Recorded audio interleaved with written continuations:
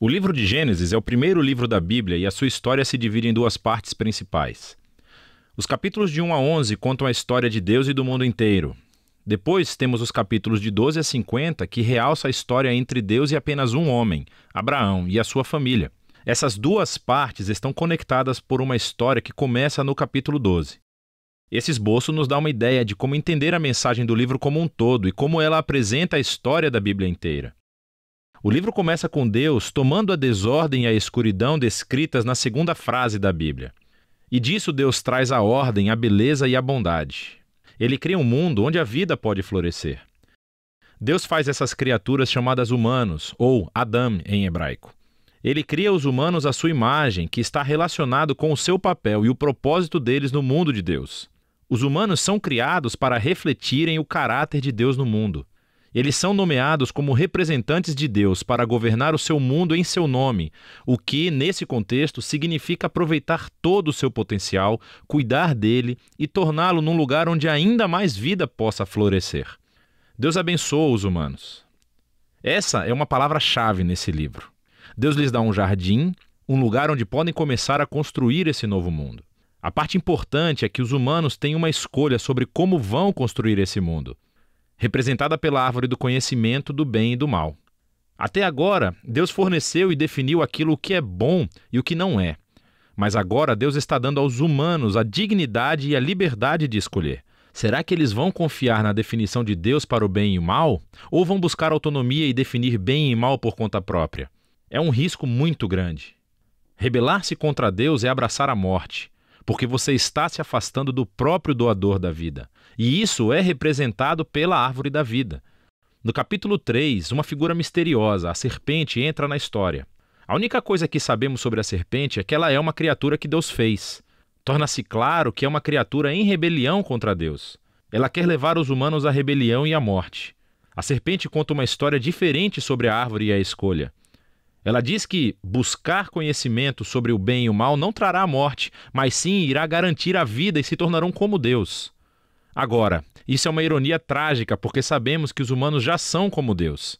Foram feitos para refletir a imagem de Deus. Em vez de confiar em Deus, os humanos buscam a própria autonomia. Eles escolhem o conhecimento do bem e do mal para si e, instantaneamente, toda a história fica fora de controle. A primeira perda acontece nas relações humanas. E, de repente, o homem e a mulher entendem o quão são vulneráveis. Eles não podem nem confiar um no outro. Eles fazem roupas e se escondem um do outro. A segunda perda acontece na intimidade entre Deus e os humanos. Eles correm e se escondem de Deus. Quando Deus os encontra, eles começam um jogo de culpar um ao outro sobre quem iniciou essa rebelião. E nesse momento a história para. Há uma série de poemas curtos nos quais Deus declara, primeiro para a serpente e depois para os humanos, as consequências trágicas dos seus atos. Deus primeiro diz à serpente que, apesar da sua vitória aparente, ela está destinada à derrota e a comer poeira. Deus promete que um dia uma semente, ou seja, um descendente, virá da mulher e dará um golpe letal na cabeça da serpente.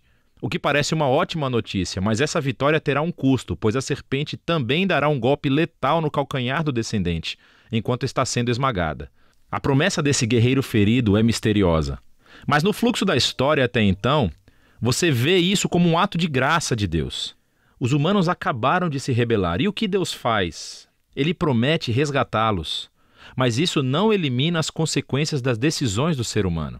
Deus informa que agora os aspectos da sua vida conjunta, tanto na vida em casa como no trabalho, serão cheios de tristeza e dor por causa da sua rebeldia, o que levará à morte. E a partir daqui, a história só piora. Os capítulos 3 a 11 traçam o efeito crescente da rebelião e das relações humanas fraturadas em todos os níveis. Há uma história sobre dois irmãos, Caim e Abel. Caim tem tanta inveja do seu irmão que quer matá-lo.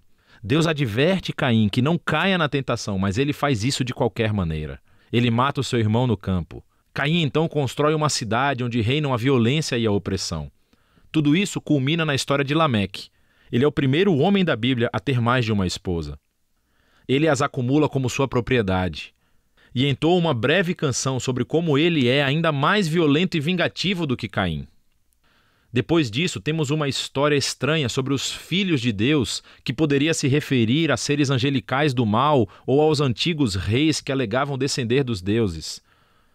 Como Lameque, eles adquiriram tantas esposas quanto quiseram e geraram os Nefilim, grandes guerreiros dos tempos antigos. Qualquer que seja a interpretação correta, o ponto principal é que os humanos estão construindo reinos que enchem o mundo de Deus com violência e ainda mais corrupção. Em resposta a essa corrupção, sabemos que Deus está profundamente triste. A humanidade está destruindo o seu belo mundo e se destruindo uns aos outros. Então, num ato ímpeto de proteção da bondade que existe no seu mundo, Deus limpa a maldade humana com um grande dilúvio.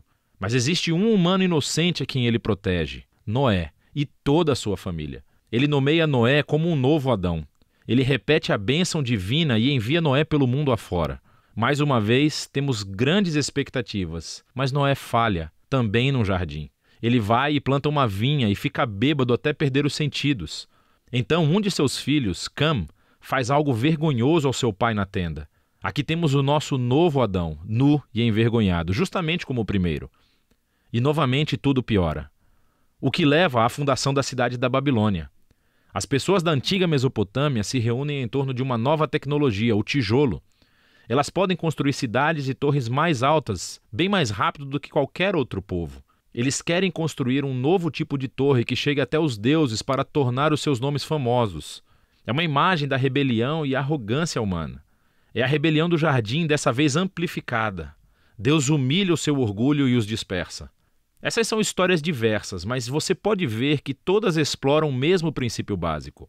Deus continua dando aos humanos a chance de fazer a coisa certa com o seu mundo, e os humanos continuam a destruí-lo.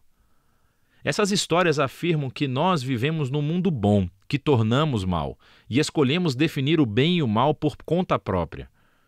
Todos nós contribuímos para esse mundo de relacionamentos rompidos, levado ao conflito e à violência e, finalmente, à morte. Mas há esperança. Deus prometeu que um dia um descendente viria, o guerreiro ferido, que derrotará a raiz do mal.